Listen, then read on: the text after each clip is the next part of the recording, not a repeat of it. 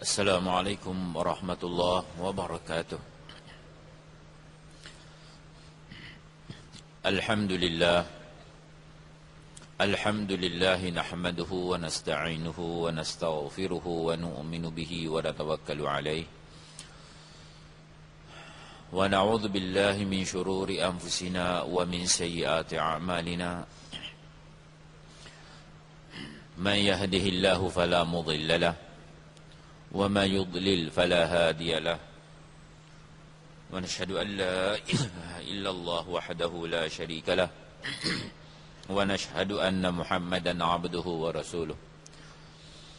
اللهم صل وسلم على سيدنا محمد وعلى آله وصحبه أجمعين. أما بعد.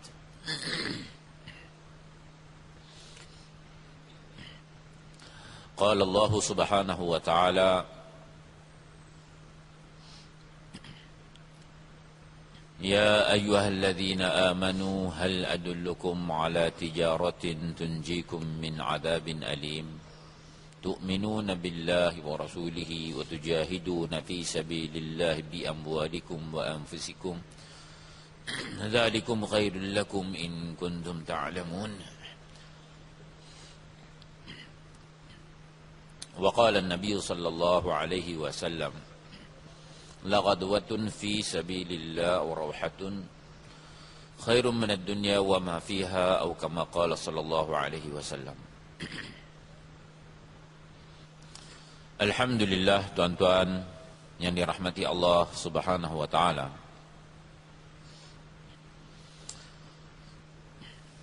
Allah Subhanahu wa taala telah memberi kemuliaan kepada kita, bahawa Allah semata-mata dengan limpah kurnianya, dengan pilihannya, telah memilih menjadikan kita di kalangan orang-orang yang beriman, di kalangan umat baginda sallallahu alaihi wasallam. Lahirnya kita di rumah orang Islam, jadinya kita seorang Islam,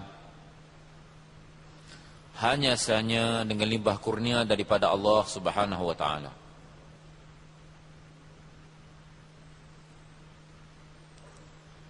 Saudara-saudara kita juga umat baginda sallallahu alaihi wasallam, lahirnya mereka, membesarnya mereka melihat kedua ibu bapa mereka ada yang menyembah batu, ada yang menyembah kayu, tidak beriman kepada Allah Subhanahu wa taala. Maka begitulah jadinya mereka.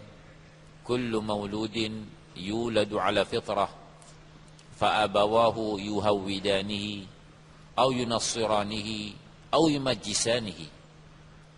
Setiap anak dilahirkan dalam keadaan fitrah, atas keadaan fitrah.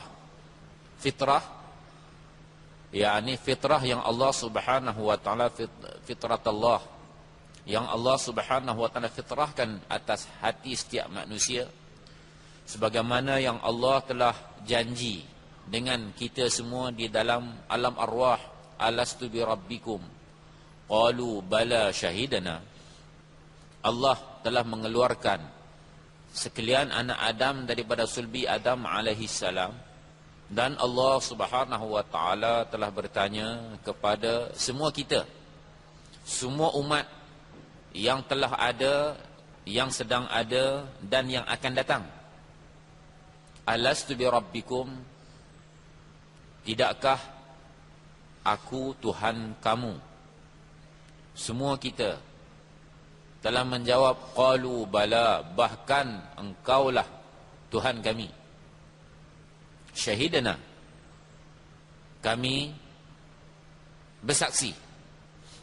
Atas fitrah inilah setiap anak itu dilahirkan, mengesakan Allah, mengagungkan Allah. Tetapi kedua ibu bapanya lah yang menjadi sebab Yahudinya anak tersebut, Nasraninya anak tersebut, atau Majusinya anak tersebut.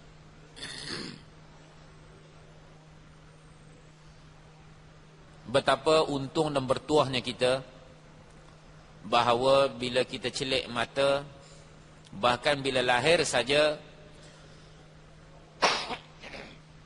diazankan di telinga kanan kita dan diiqamatkan di telinga kiri kita, dibelah mulut,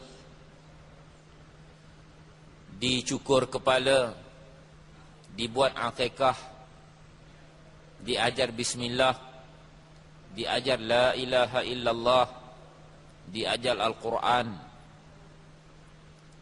Betapa untungnya kita, nikmat yang Allah Subhanahu wa taala telah kurniakan kepada saya dan tuan-tuan. Kalimah la ilaha illallah yang Allah Subhanahu wa taala telah kurniakan kepada kita.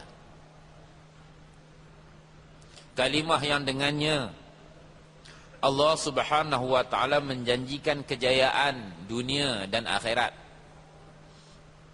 Yang Allah Subhanahu wa taala jadikan miftahul jannah, kunci kepada syurga.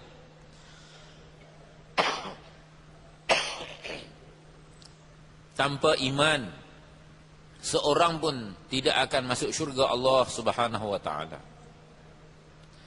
Hanya saja dengan iman, dengan kalimah la ilaha illallah, seseorang akan masuk syurga. Kalimah yang Allah Subhanahu wa taala kurniakan kepada kita, barang siapa ucap la ilaha illallah, nescaya Allah akan ampun segala dosanya.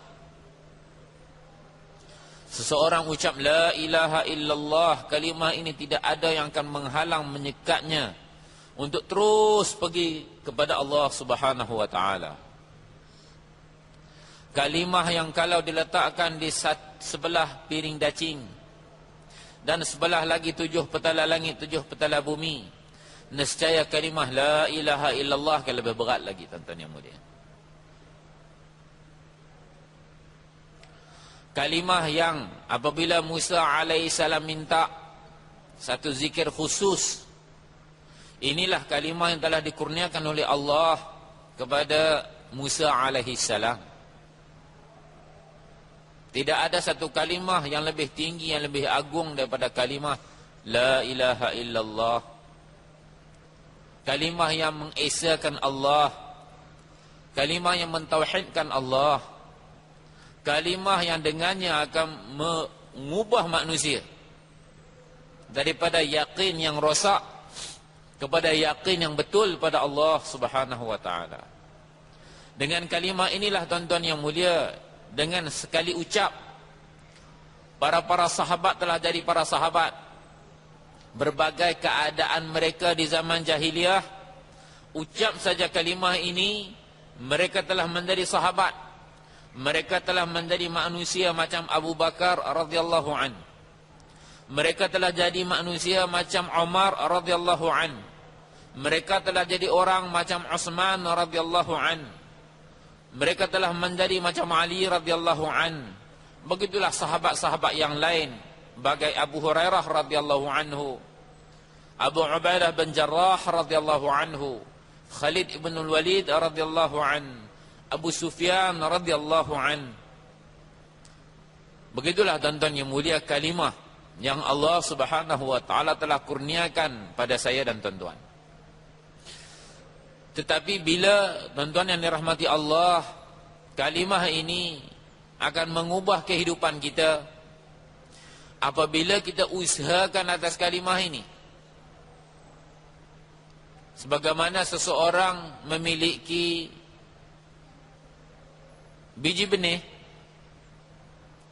sekiranya kita dapat satu benih mangga yang sangat baik, tapi kita letaknya biji tersebut di atas almari berbulan, bertahun, daripada basah sampai kering, daripada kita goncang tak bunyi apa-apa, goncang dah bunyi dah isi dalam, dia tetaplah sebagaimana hari kita letak atas almari semasa dia basah.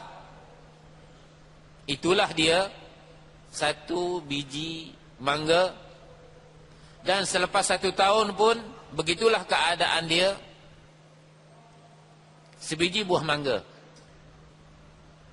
Tetapi sekiranya biji mangga tersebut diletakkan pada tempat yang betul, diletakkan di tanah, disiram, dijaga, lepas beberapa ketika kita akan menikmati lagi buah-buah mangga yang sedap, baik, sebagaimana yang kita makan beberapa lama dulu.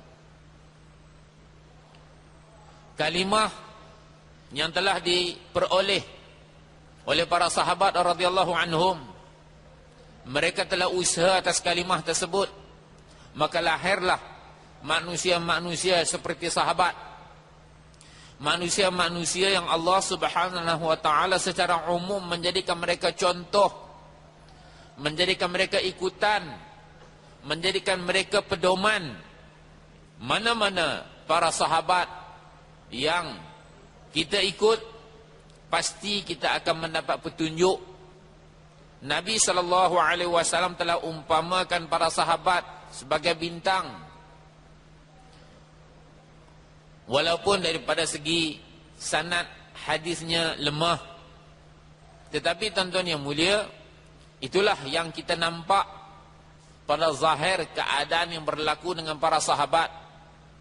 Mana-mana sahabat terlepas di mana-mana negara, mana-mana negeri, berubah negara tersebut. Bahkan negara-negara yang bukan Arab, bukan bahasa mereka, pakaian Arab bukan pakaian mereka, adat Arab bukan adat mereka, tetapi sampainya sahabat di sana telah mengubah seluruh masyarakat. Bahasa mereka menjadi bahasa Arab, adat resam mereka menjadi adat resam Arab, pakaian mereka jadi pakaian Arab, bahasa mereka jadi bahasa Arab. Tuan-tuan yang dirahmati Allah Subhanahu wa taala, kerana mereka telah usaha atas kalimah ini. Kita pun ada kalimah tersebut, tapi kita tak usaha. Kita tak letak kalimah tersebut pada tempat yang betul. Kita tidak menanam kalimah ini betul-betul dalam tanah-tanah hati kita. Kita hanya tanam, simpan di lidah kita, sebagaimana biji mangga yang kita letak atas almari. Begitulah kita letak kalimah ini atas lidah kita. Kita tak letak dalam hati. Tempat kalimah ini ialah hati. Apabila kita masukkan kalimah ini dalam hati, dia akan tumbuh, dia akan berbuah dalam bentuk akhlak, dalam bentuk amal, dalam bentuk muamalat, dalam bentuk muasyarat. Sehingga dengan sebab akhlak seorang mukmin, dengan sebab muamalat seorang mukmin, dengan sebab sifat seorang mukmin, manusia lain dapat hidayat. Ali radhiyallahu anhu, Amirul Mukminin, dia berjalan menunggang unta, baju besinya cicir, dikutip oleh seorang Yahudi. Kemudian selepas beberapa masa, Ali mengenali baju besinya. Sahabat-sahabat dengan alat-alat perang ni macam kita dengan handset kita lah. Kenal, sekali kelibat kenal ni kita punya. Walaupun jenama sama, tapi tengok aja kenal kita punya. Pedang mereka, panah mereka, tombak mereka. Bahkan tuan-tuan yang mulia, Abu Bakar radhiyallahu anhu, apabila anaknya Abdurrahman kena sebilah anak panah daripada orang Taif, dia simpan anak panah tersebut. Bila jemaah Taif datang, dia tunjuk, inilah anak panah orang Taif yang telah menyebabkan kematian Abdurrahman. Dan salah seorang pada mereka bangun mengaku, ni anak panah saya. Anak panah mereka pun mereka kenal. Anak panah mereka pun mereka kenal. Bayangkan, panah ni bukan sebilah. Tiap-tiap orang daripada mereka bawa puluhan bah ratusan bilah panah. Kalau 1000 orang tentera, 1000 tentera, kalau seorang 100, dah berapa banyak tuan-tuan yang mulia. Tapi setiap orang mereka kenal ni panah saya. Mereka begitu kenal dengan alat-alat perang mereka.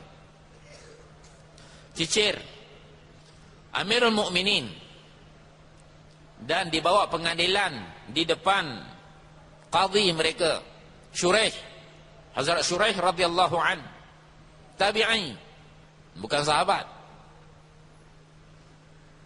Bawa, maka Qadhi Shuraih rahmatullahi alaihi tanya, Ali, kamu dakwa kamu punya, mana saksi? Kerana qaul sahibul yad, zahirnya barang tu di tangan Yahudi. Zahir kata duk barang di tangan siapa, dialah punya. Hukum zahir. Barang tu di tangan Yahudi. Zahirnya dia punya. Benda dia di tangan dia. Oleh kerana kamu telah mendakwa tu kamu punya, mana saksi? Dia bawa saksi anak dan hamba. Anak dia dan hamba dia. Kata Qadhi Shuraih, saksi hamba boleh diterima, tapi anak tak boleh. Saksi berlutut tak pakai. Tuan-tuan yang mulia, Amirul Mukminin, kuasa di tangan. Dia yang lantik Qadhi Shuraih. Tetapi di hadapan perintah Allah Subhanahu wa taala, apabila beliau tidak dapat menyempurnakan tuntutan agama, saksi tak cukup, maka keputusannya mengikut dakwaan orang yang di tangannya barang berada. Zahirnya barang saya di tangan saya. Keputusan kepada Yahudi, awak punya. Dengan akhlak ni tuan-tuan yang mulia, akhlak mereka Yahudi tersebut adalah mengucap asyhadu an la ilaha illallah wa asyhadu anna Muhammadar Rasulullah. Akhlak mereka menyebabkan manusia dapat hidayat. Mengapa? Kerana dalam hati mereka telah ada kalimah la ilaha illallah. Mereka telah usaha atas kalimah la ilaha illallah. Banyak kisah-kisah mereka tuan-tuan yang mulia. Umar radhiyallahu an bercakap mengenai mahar wanita, bahawa mahar wanita jangan dia letakkan satu had, jangan tinggi, jangan mahal. Seorang wanita bangun dan dia membaca sepatah ayat Al-Quran yang menunjukkan bahawa Allah Subhanahu wa taala benarkan nak bagi walau qintar, sebanyak mana pun bagi. Mengapa kamu nak sekat? Terus dia terhenti daripada percakapan ataupun keinginannya untuk menghadkan hak kadar mahar wanita. Amirul Mukminin yang tegur dia, bagi tahu dia seorang wanita, tetapi terus terhenti. Kana Umar radhiyallahu anhu waqafan 'inda ayatillah. Umar adalah Umar radhiyallahu anhu, orang yang dia terhenti di hadapan ayat Allah Subhanahu wa taala. Apabila apa-apa mereka lakukan, dibacakan ayat Allah, diberitahu sabda Nabi sallallahu alaihi wasallam, bas di situ full stop. Tak ada apa-apa lagi. Diri mereka, jiwa mereka, mereka serahkan pada Allah Subhanahu wa taala dan Rasulnya. Oleh kerana itu tuan-tuan yang mulia, kalimah yang Allah Subhanahu wa taala kurniakan kepada kita, kurnia kalimah yang begitu besar. Kalimah yang dengannya tuan-tuan yang mulia, Bilal radhiyallahu anhu, bekas hamba sahaya yang telah dimerdekakan. Apabila Nabi SAW bil-Mi'raj mendengar tauk langkah Bilal di hadapan dia. Dengan kalimah ini tuan-tuan yang mulia, Bilal radhiyallahu anhu, sekali orang-orang Madinah berkeinginan bahawa ada di kalangan mereka orang yang lebih sedap suaranya, lebih lunak suaranya, azan, ganti Bilal radhiyallahu an. Ganti Bilal radhiyallahu an. Dahlah dia ni orang luar, orang Habsyah, kulit gelap, suara pun taklah sedap sangat. Ni ada orang Arab, suara sedap, ganti Bilal radhiyallahu an, azan. Tuan-tuan dan dirahmati Allah Subhanahu wa taala, pada hari tersebut malaikat yang ditugaskan untuk menerbitkan matahari nanti mana azan Bilal radhiyallahu an, mana azan Bilal radhiyallahu anhu untuk diterbitkan matahari.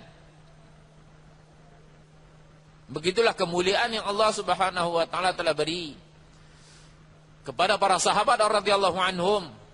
Setelah mereka ucap kalimah ini, mereka usaha, Allah telah meninggikan darjat mereka, sehingga Allah Subhanahu wa taala berbangga dengan para sahabat radhiyallahu anhum di hadapan para malaikat. Oleh kerana itu tuan-tuan yang mulia, semua nabi-nabi dan rasul-rasul yang diutuskan oleh Allah Subhanahu wa taala telah berusaha atas hati-hati manusia. Medan usaha nabi-nabi dan rasul-rasul ialah hati-hati manusia, supaya dalam hati manusia ada kebesaran dan keagungan Allah Subhanahu wa taala. Mereka yakin Allah Subhanahu wa taala segalanya. Kekuasaan di tangan Allah Subhanahu wa taala. Allah Subhanahu wa taala berkuasa mutlak, boleh buat segala-galanya. Makhluk dengan segala kemampuan, kebolehannya tak boleh buat apa-apa. Makhluk lemah, Allah berkuasa. Allah boleh melakukan segala-galanya. Makhluk, mereka tak boleh buat apa-apa. Mereka boleh ikhtiar, mereka boleh usaha, tetapi yang akan berlaku apa yang Allah kehendaki. Wa ma tasha'una illa an yasha Allahu rabbul alamin. Apa yang kita kehendak, apa yang kamu kehendak, apa yang kamu buat, tak akan berlaku illa an yasha Allah, melainkan sesuatu yang Allah kehendaki, itu yang akan berlaku. Apa yang Allah kehendaki pasti akan berlaku. Apa yang kita inginkan, apa yang kita kehendak, tidak akan berlaku. Masya Allahu kana wa ma lam yasha' lam yakun. Apa yang Allah kehendaki, ianya akan berlaku. Apa yang Allah tidak kehendaki, ianya tidak akan berlaku. Manusia boleh kumpul, semua makhluk boleh kumpul, inginkan sesuatu manfaat ataupun sesuatu mudarat kepada seseorang, Allah tidak berkehendak untuk memudaratkannya. Allah tidak berkehendak untuk memanfaatkannya. Mereka boleh kumpul segala kemampuan, segala kebolehan, segala kebijaksanaan, tak boleh buat apa-apa. Yang akan berlaku apa yang Allah kehendaki. Inilah keyakinan yang ada dalam hati para sahabat radhiyallahu anhu. Di Badar, tuan-tuan yang mulia, musyrikin Quraisy telah berazam untuk menghapuskan sama sekali orang Islam. Hapus, istiqsal, yakni menghapus ke akar umbi. Habis. Mereka tak pernah syak pun tentang kekalahan mereka, tentang kemenangan mereka. Tak pernah syak atas kemenangan mereka di Badar. 1000 orang yang lengkap dengan senjata datang dengan niat nak perang. Sehingga Abu Jahal telah membawa wanita-wanita, penari-penari, penyanyi-penyanyi, bawa arak-arak yang mahal-mahal nak berpesta, kerana mereka akan berjaya menghapuskan semua orang Islam. Mereka tak pernah syak pun, tak pernah ragu pun atas kemenangan mereka. Pasti menang, pasti berjaya. Dan satu pihak lagi orang-orang Islam, Rasulullah dan para sahabat radhiyallahu anhum, bukan segi bilangan sahaja yang sedikit, bahkan kedatangan mereka tanpa persediaan. Allah nak tunjuk, Allah nak buat. Cadang mereka, keinginan mereka untuk menyekat kafilah Abu Sufyan yang balik daripada Syam membawa perniagaan dan kekayaan untuk memerangi orang Islam. Bawa modal besar, senjata, wang ringgit, keperluan untuk memerangi orang Islam. Dan mereka berkeinginan untuk menyekat kafilah. Kafilah ni tak ada senjata. Senjata, setiap orang ada senjata, setiap orang ada pedang. Tetapi untuk peperangan, kelengkapan yang lebih banyak tak ada. Pedang ni lah nyawa mereka. Setiap masa, setiap ketika mereka bawa pedang. Ada yang bawa panah, ada bawa lembing. Senjata mereka, keperluan mereka. Dan dalam keadaan tidak bersedia. Sehingga ada sahabat-sahabat yang mereka ingin balik ambil tunggangan kenderaan, ambil senjata yang lebih pun Nabi kita tak payah. Pergi je apa yang ada je, jalan. Satu pertembungan tentera yang ramai, lengkap dengan senjata, datang niat untuk perang. Dan sahabat yang sedikit segi bilangan dan tidak ada persiapan dan niat pun bukan untuk perang. Allah telah temukan mereka. Dan Allah nak bagi tahu, selama ini yang kamu telah usahakan atas la ilaha illallah, Allah buat segalanya. Makhluk tak boleh buat apa-apa. Allah tunjuk. Dalam pertempuran tersebut, Allah telah membantu. Datangnya para malaikat, membantu para sahabat radhiyallahu anhum. Allah telah beri kejayaan kepada mereka. Allah yang melakukan. Makhluk mereka berkehendak, mereka berkeinginan, mereka telah berusaha. Tetapi yang berlaku apa yang Allah kehendaki. Di keyakinan inilah telah ada dalam hati para sahabat. Mengapa tuan-tuan yang mulia? Kerana mereka telah usaha daripada halaqah-halaqah iman. Sentiasa halaqah-halaqah iman wujud dalam masjid. Halaqah-halaqah iman wujud di rumah. Di rumah ada muzakarah iman. Di masjid ada muzakarah iman. Bahkan di pasar ada muzakarah iman. Di pasar ada tashkil tuan-tuan yang mulia. Daripada pasar, seorang sahabat miskin, tak ada duit. Sehingga apabila Nabi telah tentukan perkahwinan beliau, Nabi SAW tanya para sahabat, siapa ada apa-apa, bagi pada dia sikit, hadiah pada dia untuk buat mahar. Mereka kumpul bagi, dapatlah lebih kurang emas sebesar biji kurma untuk buat mahar untuk bernikah. Pergi di pasar dengan tashkil hayya 'alal jihad. Daripada membeli keperluan untuk bernikah, beli keperluan untuk perang. Keluar jalan Allah, syahid jalan Allah Subhanahu wa taala. Di pasar pun tashkil, keluar jalan Allah Subhanahu wa taala. Di pasar pun anda cakap agama. Di pasar pun anda cakap iman. Sehingga tuan-tuan yang mulia, satu perkara yang yakini, satu perkara yang pasti, dengan muzakarah iman ini, iman akan meningkat, iman akan naik.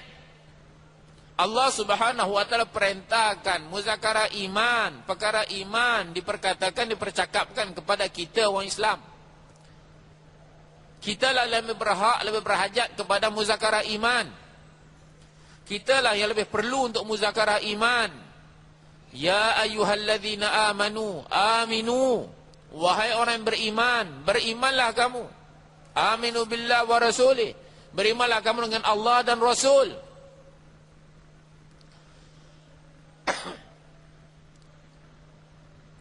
Sekiranya tuan-tuan yang mulia, kita anggap kita orang Islam dah, apa perlu kepada muzakarah iman? Apa perlu kepada muzakarah iman? Jadi di manakah kita nak letak ayat ni? Apa makna yang kita nak letak untuk makna ya ayyuhallazina amanu aminu? Wahai orang yang beriman, berimanlah kamu dengan Allah dan Rasul. Di mana bagaimana kita nak terjemahkan? Dan di mana kita nak letakkan ayat ini? Ayat ini diturunkan kepada baginda dan disampaikan di hadapan dia ialah para sahabat radhiyallahu anhum. Depan Nabi ialah sahabat. Yang Al-Quran diturunkan itu ialah para sahabat. Mereka yang nampak Nabi, mereka yang lihat Nabi, mereka nampak nusrah Allah.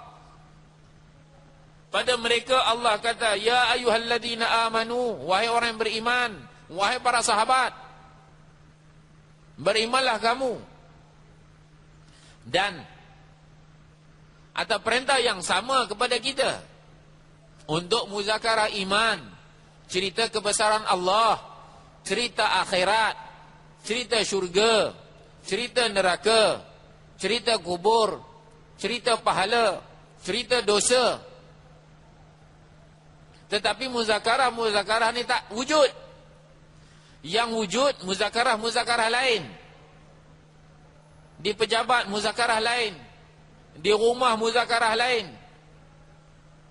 Bahkan kalau kita tak bercakap pun, ada alat-alat lain yang dia tolong bercakap. Dia muzakarahkan kita. Dia muzakarahkan anak-anak kita. Kita diam, isteri kita diam. Anak kita yang besar pun diam. Tapi ada alat muzakarah. Dia muzakarah cakap. Tak cukup cakap. Muzakarah dengan gambang sekali. Itu muzakarah tuan-tuan yang mulia. Tengok. Kerana apa yang kita lihat masuk dalam hati. Apa yang kita dengar masuk dalam hati. Apa yang kita fikir masuk dalam hati. Apa yang kita cakap masuk dalam hati. Siang daripada pagi dia muzakarah terus sampai tengah hari. Muzakarah. Kemudian dia muzakarah lagi tengah hari sampai petang. Petang sampai malam. Sampai larut malam. Muzakarah tanpa jemu. Tiap-tiap hari muzakarah. Bukan muzakarah iman, bukan muzakarah akhirat, bukan muzakarah mahsyar, bukan muzakarah dosa pahala. Muzakarah kebesaran makhluk. Makhluk boleh, makhluk hebat, makhluk berkuasa, makhluk berharga. Menyebabkan tuan-tuan yang mulia, kita terdorong, anak-anak kita terdorong kepada kebendaan. Dan tiba-tiba kita kata, pelik lah. Kita pula pelik, padahal hari-hari kita dengar muzakarah. Kita buat pelik pula. Mengapa ya? Mengapa anak-anak saya ni tak mau pada agama? Suruh semayang pun susah. Mengapa ke hati kita ni susahlah nak taat, susahlah nak ibadat, susahlah nak zikir. Kita tak dakwahkan kebesaran Allah. Kita tak dakwahkan perkara-perkara yang gaib. Kita diam bukan makna kita diam tuan-tuan yang mulia. Kita diam bermakna kita jadi mad'u. Kita diam bukan makna kita diam. Bila kita diam, kita jadi mad'u. Kita didakwahkan oleh benda yang berbunyi di keliling kita. Suara-suara kebesaran makhluk. Gambar-gambar kebesaran makhluk. Dan bagaimana tuan-tuan yang mulia, orang-orang lain, orang-orang tidak beriman telah berusaha.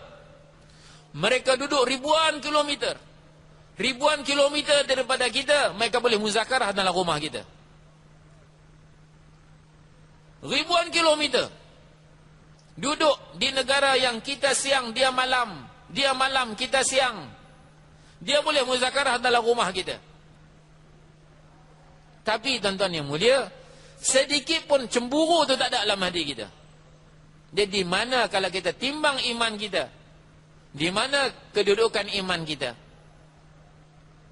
Wa dzalika adhaful iman. Man ra'a minkum munkaran falyughayyirhu bi yadihi, fa in lam yastati' fa bi lisanihi, fa in lam yastati' fa biqalbihi wa dzalika adhaful iman. Barang siapa di antara kamu yang melihat kemungkaran, maka ubahlah dengan tangan. Dan kalau tak mampu, dengan lidah. Kalau tak mampu, dengan hati. Demikian itu selemah-lemah iman. Dan orang ribuan kilometer muzakarah dalam rumah kita, hati kita tak rasa apa? Tak rasa cemburu. Tak rasa cemburu. Bagaimana keadaan iman kita? Nilai iman kita? Dan bagaimana iman yang begini, tuan-tuan yang mulia, akan mendapat bantuan dan nusrah daripada Allah yang kita harapkan, sebagaimana nusrah telah datang kepada para sahabat radhiyallahu anhum. Padahal iman mereka, Abdullah bin Huzafah radhiyallahu an, dia dihantar dengan beberapa orang sahabat untuk urusan dakwah di Rom, dan dia telah ditangkap oleh Raja Rom. Dia telah ditangkap dan dia telah diberi tawaran untuk mengahwini puteri raja dan akan memerintah setengah Rom, untuk bernikah dengan puteri raja dan memerintah setengah Rom. Dia tak sedia. Dia kata, kalau kamu janji banyak, bukan kata banyak tu, lebih daripada tu, kalau kamu janjikan Rom dan Hijaz, Arab semua pun, dia tak sedia untuk murtad sekelip mata, iman balik dapat, itu pun dia tak sedia. Apatah lagi untuk murtad seterusnya. Untuk sekelip mata murtad dapat tawaran itu pun dia tak sedia. Sehingga Raja Rom telah memasak sebelanga air panas, dan salah seorang daripada ahli jamaah dia dicampakkan dalam air yang sedang menggelegak, syahid.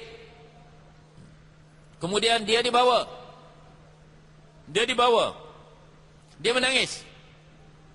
Pengawal bagi tahu kepada raja, dia menangis. Kemudian raja kata, okey, bawa balik. Mungkin dia takut. Bawa balik, datang depan raja. Raja kata, kamu takut? Tawaran masih ada kalau kamu nak. Dia kata, saya menangis bukan sebab takut mati, tapi saya kenangkan bahawa nyawa saya hanya satu. Nyawa saya hanya satu. Kalaulah nyawa saya 90 rumah yang ada di tubuh badan saya akan korbankan satu persatu untuk agama Allah Subhanahu wa taala. Mengapa, tuan-tuan yang mulia, nilai iman ada dalam hati mereka? Kerana mereka telah mengusahakan iman. Hari ini kita sibuk, kita busy dengan isu murtad contohnya. Mengapa manusia murtad? Kerana nilai iman tak ada. Sanggup jual iman dengan sekapik beras. Jual iman dengan beberapa ribu duit. Jual iman dengan sebab seorang wanita. Nilai iman tak ada. Sahabat-sahabat nilai iman begitu tinggi kerana mereka usahakan iman. Mereka telah usahakan iman. Nilai iman ada dalam hati mereka. Nak kahwin anak raja ke, nak bagi jadi raja ke, nak perintah setengah Rom ke, tak pandang pun. Biar mereka mati. Bukan ada satu nyawa. Kalau mereka ada sebilangan bulu rumah nyawa dalam hati, pun mereka sanggup korbankan untuk agama Allah Subhanahu wa taala. Tak timbul isu murtad. Tak timbul orang tinggalkan agama. Tak timbul orang tinggalkan sembahyang pun. Hari ini, tuan-tuan yang mulia, oleh kerana iman tu tidak diwar-warkan, nilai-nilai iman tak diwar-warkan, kelebihan-kelebihan iman tak diwar-warkan, nilai iman tak ada dalam hati umat. Hari ini, tuan-tuan yang mulia, tuan ada sebuah kereta yang mahal. Satu orang kata, bagi RM5,000, Bagi kereta awak kat saya, nah RM5,000. Ada siapa-siapa di antara tuan-tuan nak tukar? Itu kalau kita kata kereta mahal. Kalau kereta tuan-tuan yang mulia 10 tahun punya umur pun, kalau orang kata nak ambil RM5,000 bagi kereta kat aku, itu pun kita tak sedia nak tukar. Tapi dengan sebab tidak adanya harga iman dalam hati umat, bagi RM5,000 pun boleh tukar iman. Susah sikit tukar iman. Kena musibah sikit timpa iman, tinggal iman. Sebab iman tu, nilai iman tak ada, harga iman tak ada. Mengapa tak ada, tuan-tuan yang mulia? Saya dan tuan-tuan tak usahakan. Umat ini tidak diperkenalkan dengan nilai iman. Sahabat-sahabat mereka telah usaha atas iman. Bilal radhiyallahu anhu dicemeti di petahak Quraisy, tuan-tuan yang mulia. Dia ditarik, diikat tali, ditarik macam binatang peliharaan. Budak-budak main, dia diikat tali dan dilepas bagi budak-budak main. Ditarik, dipukul, dicemeti, dibaringkan di atas pasir yang panas, diletakkan batu atas dada, malam dicemeti. Tapi ahadun ahad, ahadun ahad. Mengapa dia tak sedia korbankan iman dia? Kerana nilai iman masuk dalam hati. Iman, kalimah tadi bukan atas lidah, telah masuk dalam hati. Dan bila dia masuk dalam hati, dia tak keluar sampai bila-bila. Yang keluar ni yang duduk atas lidah.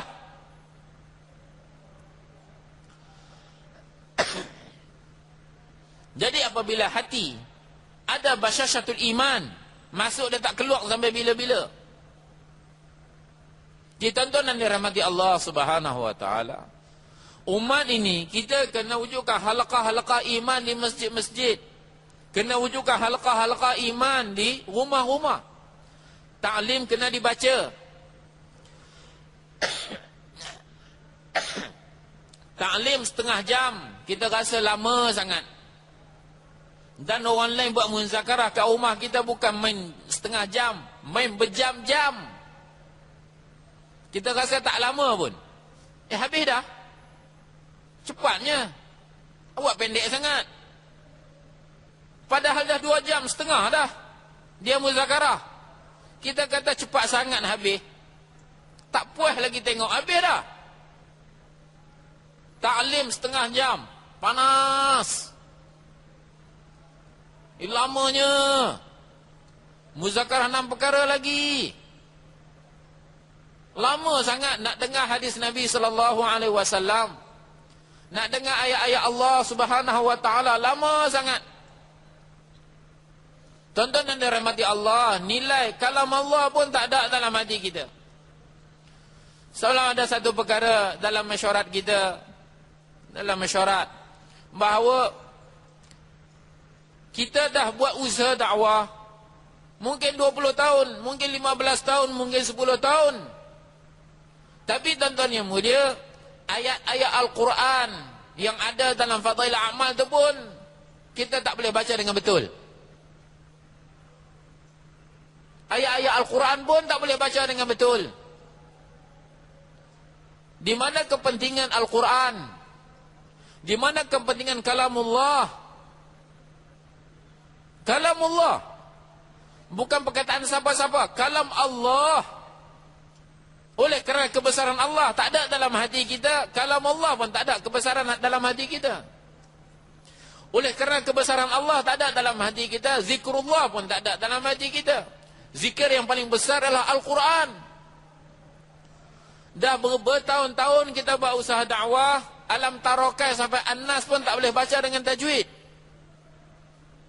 Padahal kalau lah kita kata malas sangat, 1 tahun ambil 1 hukum, 1 tahun 1 hukum, 5 tahun habislah 5 hukum hak besar-besar tajwid punya.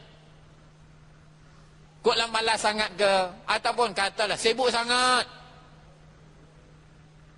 1 tahun 1 hukum, 1 tahun berlatih izhar saja, 1 tahun berlatih ikhfa saja, 1 tahun berlatih idgham saja, 1 tahun berlatih iqlab saja, 1 tahun berlatih qalqalah saja. 5 tahun habis. Ini kita buat usaha dah puluhan tahun tuan-tuan yang mulia. Alam Tarakai, An-Nas sampai An-Nas pun baca tak ada tajwid. Ain dengan Hamzah pun tak dapat beza lagi. Zal dengan Zai pun tak dapat beza lagi. Di mana kepentingan agama tuan-tuan yang mulia? Kepentingan agama. Maksud usaha ni tuan-tuan yang mulia, berkali-kali orang tua-tua kita kata, maksud usaha ni bukan bayan. Maksud dakwah ni bukan bayan. Bayan bukan maksud tuan-tuan yang mulia. Bahkan bagaimana dengan usaha agama ni, dengan usaha dakwah ni, agama bertambah dalam diri saya dan tuan-tuan. Amal bertambah, yakin bertambah, zikir bertambah, sifat bertambah, taqwa bertambah, tawakul bertambah. Ta'alluq, hubungan, ta'alluq ma'allah, hubungan dengan Allah bertambah. Ni maksud. Bukan bayan. Dulu saya tak kerti bayan. Lah saya pandai bayan tau. Saya okey lah, saya ni karkun, baik lah. Bukan tuan-tuan yang mulia. Tengok yakin kita pada Allah banyak mana. Ta'alluq kita dengan Allah bagaimana. Manja kita dengan Allah tu bertambah ke tidak? Bagaimana manja kita? Manja ni tuan-tuan yang mulia. Tengok anak kita yang manja tu. Wah, silap sikit menangis. Ada sikit mengadu dengan mak. Alah, manja lah. Adik-adik kita dulu masa budak-budak, manja. Silap sikit mengadu mak. Kita marah kat adik kita. Manja. Apalah manja sangat? Sikit mengadu mak. Ni manja. Kita tak manja pun dengan Allah. Tak pernah mengadu dengan Allah. Ada masalah, terus kita tengok benda-benda dunia. Tengok si fulan, tengok si fulan. Tengoklah pangkat apa. Kalau kita tengok pangkat lagi besar, yang depan dia tu besar sikit, rasa confident je. Jumpa kawan, jangan risaulah. Aku kenal si fulan tu. Yang depan tu besar sikit. Alah, ini 1 minit dia punya kerja je. Kita pun dengar, lega. Tak ada masalah. Sebab kawan kita ni ada hubungan dengan orang besar. Lega. Tuan-tuan yang dirahmati Allah Subhanahu wa taala, betapa besar Allah Subhanahu wa taala. Betapa agung Allah Subhanahu wa taala. Tapi kita tak pandang. Kita tak nampak. Sebab dalam hati kita tidak ada kebesaran Allah. Muzakarah iman tak ada. Kebesaran Allah tak disebut. Kita lega, senang dengan kebendaan yang disebut depan kita. Kita tak manja dengan Allah Subhanahu wa taala. Tak reti nak mengadu depan Allah Subhanahu wa taala. Tak reti nak menangis. Tak reti nak pujuk Allah Subhanahu wa taala untuk bagi. Tengok anak manja. Ataupun isteri manja. Dia nak apa, dia pujuk suami, dia dapat. Nak tukar langsir baru dapat, nak tukar sofa baru dapat, nak tukar kereta baru dapat, nak barang kemas dapat, nak baju mahal dapat. Dia isteri manja, pandai dia pujuk. Pujuk, gosok, dapat. Tapi tuan-tuan yang mulia, mengapa kita tak manja dengan Allah Subhanahu wa taala? Sebab kita tak usaha, tuan-tuan yang mulia. Sahabat-sahabat mereka begitu manja dengan Allah Subhanahu wa taala. Mereka boleh berdiri depan Allah sepanjang malam. Karena mereka manja dengan Allah, suka berdamping dengan Allah. Boleh baca kalam Allah sepanjang malam. Bahkan ada sahabat yang balik jalan Allah, sebelum rehat-rehat sembahyanglah 2 rakaat dulu nak tidur. Sembahyang Allah Subhanahu wa taala singkap di antaranya dan di antara syurga. Asyik sembahyang sambil menikmati pemandangan syurga sampai pagi. Azan subuh nak pergi masjid, isteri tanya, hak saya tak ada ke? Sampai macam tu tuan-tuan yang mulia. Kita 10 hari lagi nak balik dah, call dah. Bukan kata sampai Seri Petaling esok nak wabsi, call. 10 hari lagi nak balik, call lah. Ini keadaan kita tuan-tuan. Mula jauhnya kita dengan para sahabat. Bahkan maksud daripada usaha agama, Apa kata orang tua-tua kita? Kita nak sampaikan tahap umat ini ke tahap yang telah ditinggalkan oleh Nabi SAW. Tahap yang Nabi SAW tinggalkan umat ini. Agama yang sempurna, yakin yang sempurna, amal yang sempurna, akhlak yang sempurna, muamalah yang sempurna, muasyarah yang sempurna. Kita nak bawa diri kita dan semua umat ke tahap tersebut. Kerana umat yang sedemikianlah layak menerima bantuan dan nusrah daripada Allah Subhanahu wa taala. Jadi tuan-tuan yang mulia, dan jalan untuk sampaikan umat ini ke tahap tersebut tidak lain dan tidak bukan satu usaha yang dinamakan usaha agama. Usaha agama ni tuan-tuan yang mulia adalah satu usaha yang akan membawa diri kita dan umat ini ke tahap tersebut.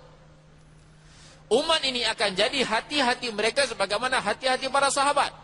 Pengorbanan mereka sebagaimana pengorbanan para sahabat.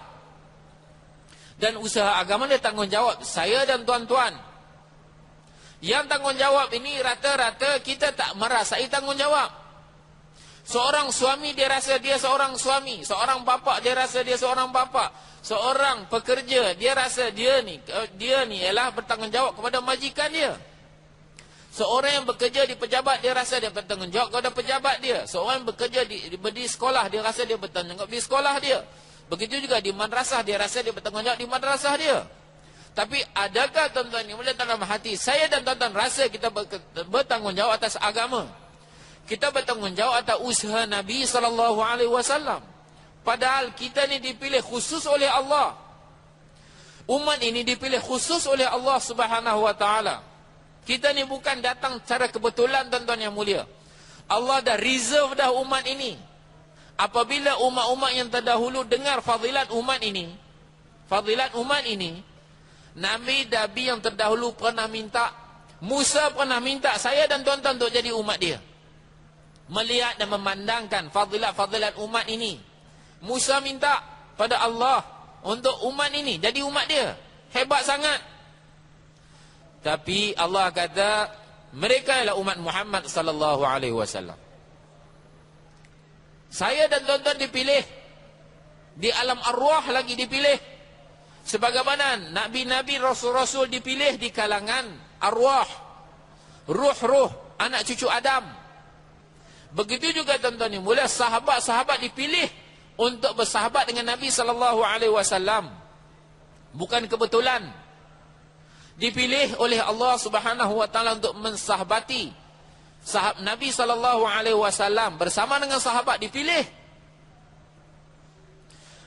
Mereka dipilih li suhbi nabiyhi wa li nashri dinihi. Mereka dipilih untuk bersahabat dengan Nabi dan untuk menyebarkan agama Nabi.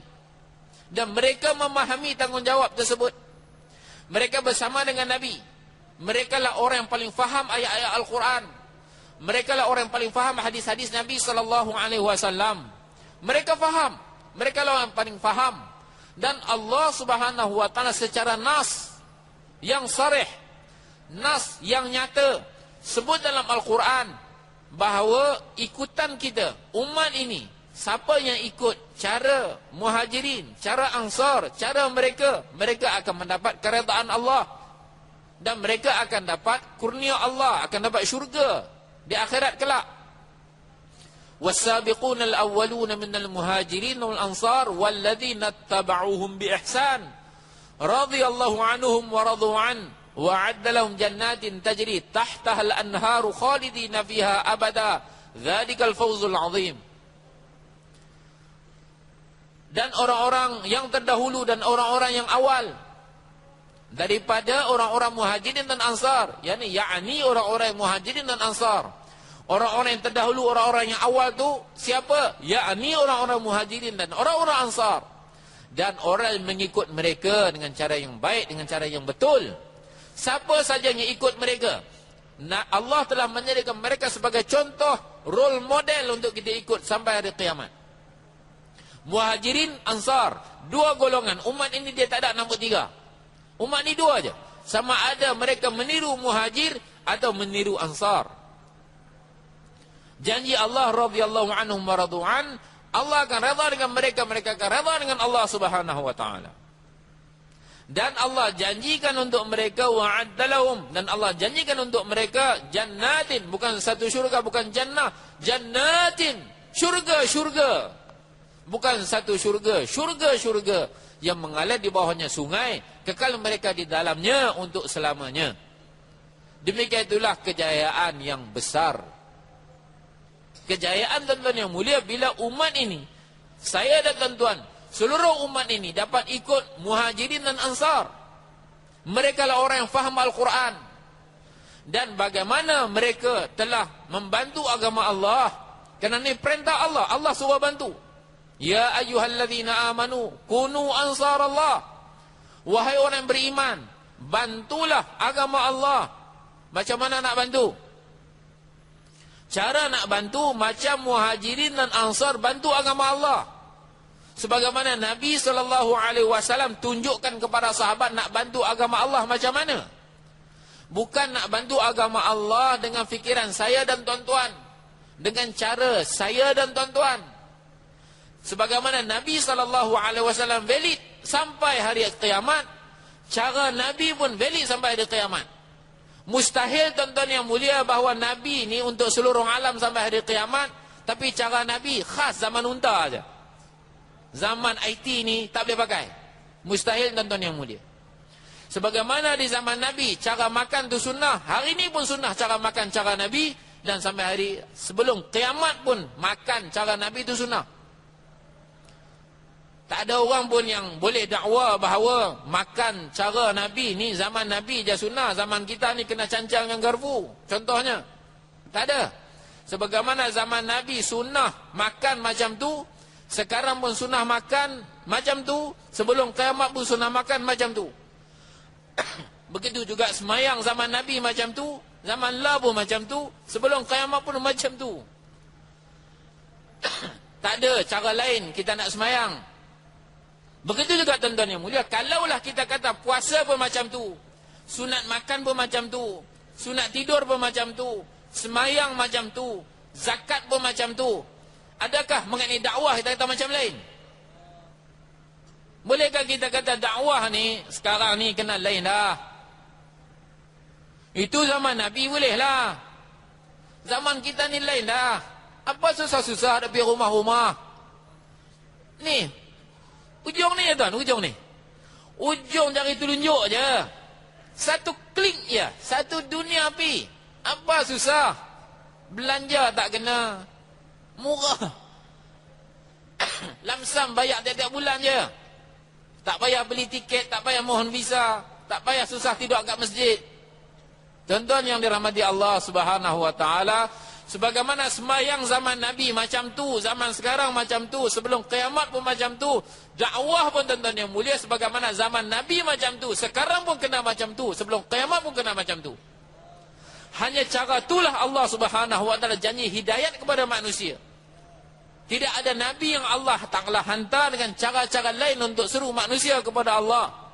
Sebagai contoh untuk kita ikut sampai hari kiamat. Semua Nabi datang buat dakwah, jumpa manusia pintu ke pintu, lorong ke lorong. Semua Nabi-Nabi datang jumpa umat, cerita kebesaran Allah Subhanahu wa ta'ala. Dan selagi umat ini tak bangun dan tak bangunkan orang lain atau usaha dakwah cara Nabi SAW, selagi itulah tak datang hidayah yang am.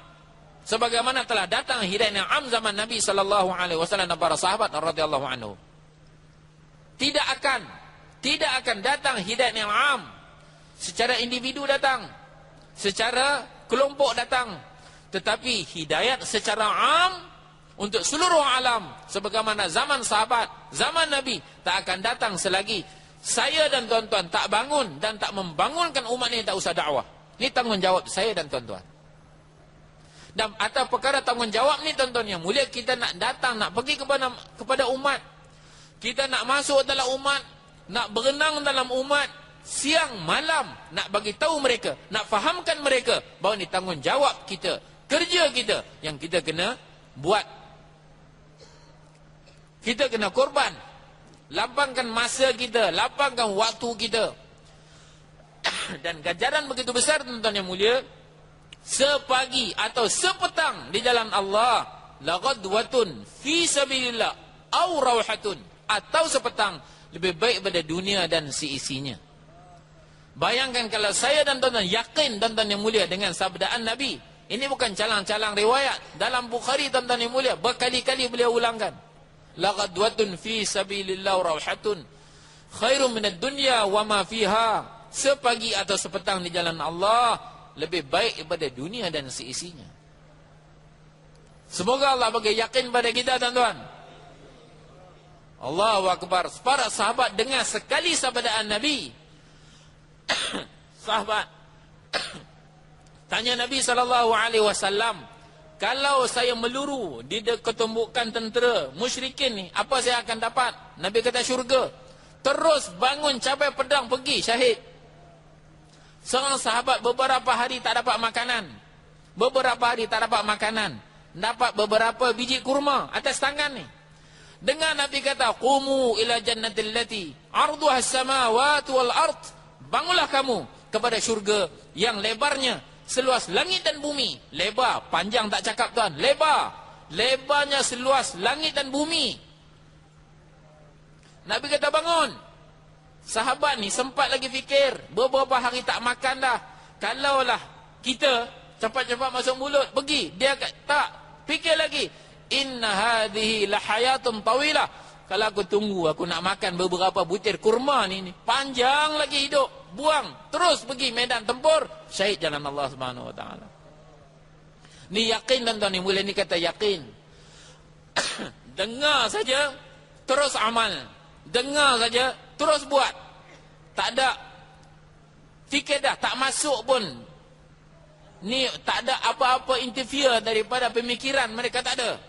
Dengar cakap Nabi, terus yakin, terus buat tuan-tuan ni boleh. InsyaAllah atas perkara ni. Bangun tuan-tuan, Masya Allah tunai. 4 bulan 40 hari, Masya Allah. Bismillahirrahmanirrahim. Alhamdulillahi Rabbil Alamin. Wassalatu wassalamu ala asyrafil anbiya wal mursalin wa ala alihi wa sahbihi ajma'in.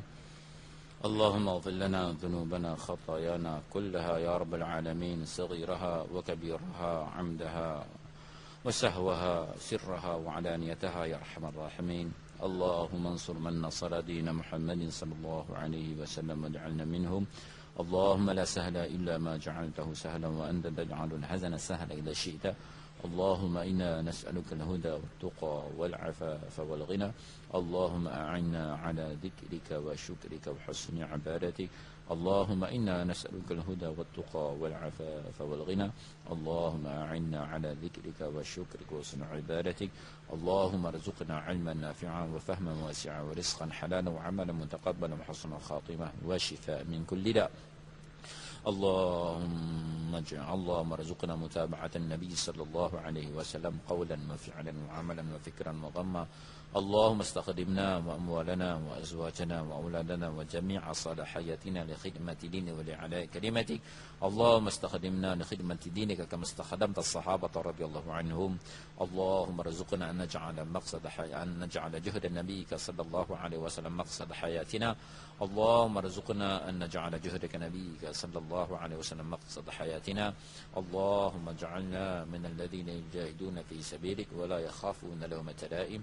اللهم اخرجنا في سبيلك. اللهم اخرجنا في سبيلك. اللهم اخرجنا في سبيلك. اللهم افتح لنا الحدود والسدود. اللهم افتح لنا الحدود والسدود. اللهم افتح لنا الحدود والسدود. اللهم هيئ لنا أوقات والنفقات. اللهم هيئ لنا أوقات والنفقات. اللهم هيئ لنا أوقات والنفقات. اللهم إنا نسألك الهدى والتقى والعفاف والغنى. ربنا آتنا في الدنيا حسنة وفي الآخرة حسنة وقنا عذاب النار. وصلى الله على سيدنا محمد النبي الأمي وعلى آله وصحبه أجمعين. سبحان ربك رب العزة عما يصفون وسلام على المرسلين والحمد لله رب العالمين.